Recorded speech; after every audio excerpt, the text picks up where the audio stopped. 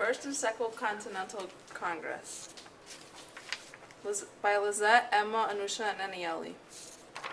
Albany Plan of Union and stamped at Congress. A meeting of 7 of the 13 colonies in 1754 resulted in Benjamin Franklin's idea of the Albany Plan of Union. An annual Congress of Representatives would have the power to raise military forces, make war or peace with the Native Americans, regulate trade with them, and collect taxes. Sadly, it was turned down. The Stamped Act is a law requiring tax stamps to be used to all legal documents, certain business agreements, and newspapers. Parliament eventually repealed the Stamped Act. First Continental Congress. On September 5, 1774, Parliament passed another set of laws. These new laws, the Intolerable Acts, called a meeting for the colonies. Delegates from every colony, except Georgia, met in Philadelphia. For nearly 2 months, members of the First Continental Congress argued for a solution. They sent a Declaration of Rights protesting Britain's colonial policies to King George. One of Britain's colonial policies was the Mutiny Act that required citizens to house and supply for British soldiers. Representatives recommended that the colonies stop all trade with England until the taxes and trade regulations were repealed.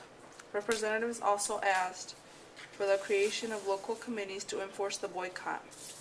When the meeting was adjourned, it was decided that the Second Congress would meet again the following May. Second Continental Congress.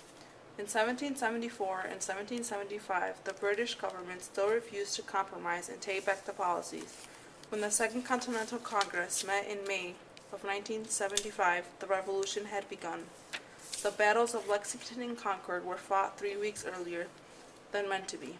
Each of the 13 colonies sent representatives to the Congress. A Continental Army was created, and George Washington was chosen as a commander-in-chief. The Second Continental Congress was the first government of the United States for 5 years.